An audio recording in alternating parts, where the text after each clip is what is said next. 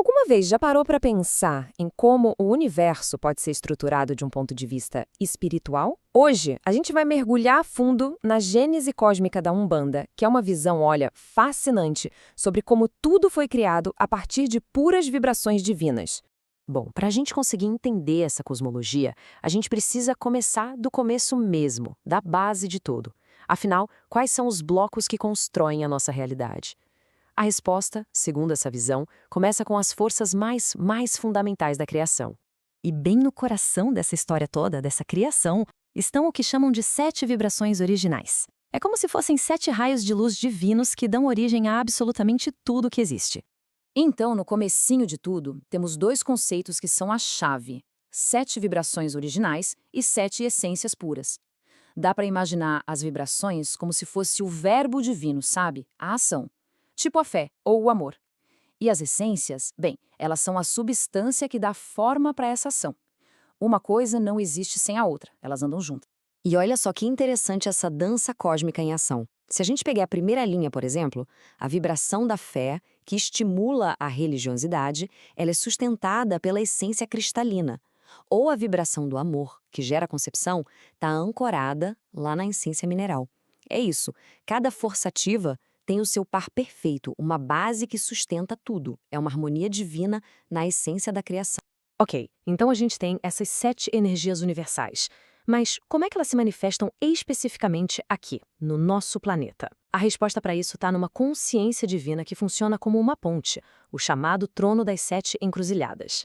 E essa citação aqui, ela revela um ponto que é crucial. O trono das 7 encruzilhadas não é o intermediário, não. Ele é uma manifestação localizada do próprio Criador.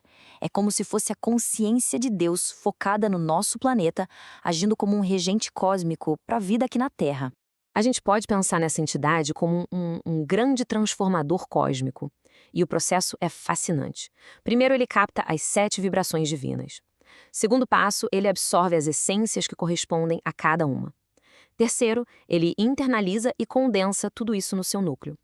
E aí, por fim, ele irradia essa energia de volta, só que agora ela está perfeitamente ajustada para as necessidades do nosso planeta. Certo, essa energia toda foi processada. E o que acontece em seguida? Bom, ela começa a se irradiar e, ao fazer isso, ela cria a própria estrutura do nosso ambiente espiritual. Da essência, então, nascem os magnetismos. Essa energia que foi irradiada cria 7 magnetismos planetários. Lembram das 7 vibrações originais? Então, cada uma delas dá origem a um campo magnético que corresponde a ela. O magnetismo cristalino vem da fé, o mineral vem do amor, e por aí vai. São literalmente os campos de força que moldam a nossa realidade. E o mais incrível é que esses magnetismos não são só forças invisíveis, não. Eles formam 7 telas planetárias multidimensionais. A gente pode imaginar como se fossem camadas da realidade, onde tudo que existe, cada pensamento, cada ação, tudo vibra e deixa a sua marca.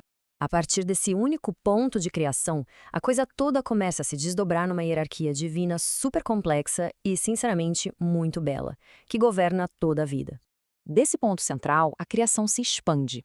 O trono se projeta em 7 tronos essenciais, que a gente conhece como os orixás. Cada orixá é um regente divino, um guardião de um dos pilares da existência. Então, Oxalá rege a fé, Oxum rege o amor, Xangô a justiça e assim por diante. E como dá para ver nessa incrível árvore cósmica, isso é só o começo. A partir dos 7 orixás primários, a hierarquia vai se ramificando em muitos e muitos níveis, desde orixás elementares até chegar lá na base, onde estamos nós, os seres em evolução, todos conectados a essa mesma fonte. E é aqui que essa estrutura cósmica gigantesca toca a vida de cada praticante. É por isso que na Umbanda se fala em filiação. Cada pessoa é considerada filha ou filho de um orixá, carregando dentro de si uma centelha daquela força ancestral, seja a lei, o conhecimento ou a geração. Para finalizar, vamos ver como essa estrutura cósmica imensa é representada aqui no nosso mundo material. Essa ponte entre o divino e o material é feita através do que se chama de grafias sagradas. É como se elas fossem a assinatura energética de cada magnetismo, uma espécie de escrita divina que se manifesta no nosso plano. E claro, se são 7 magnetismos, existem 7 grafias primordiais, uma para cada um. São elas que dão origem a todos os símbolos sagrados que vemos nos rituais, as cruzes, as espirais, os raios. Cada símbolo desses não é só um desenho, é uma chave, um portal que ativa uma dessas energias cósmicas.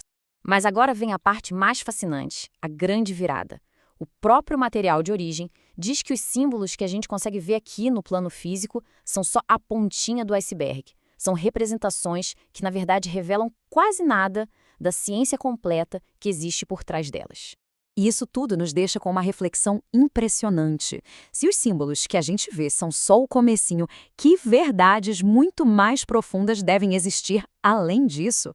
Toda essa cosmologia grandiosa, desde as vibrações divinas até os símbolos aqui na Terra, talvez seja só o portal de entrada para uma compreensão ainda mais profunda do universo.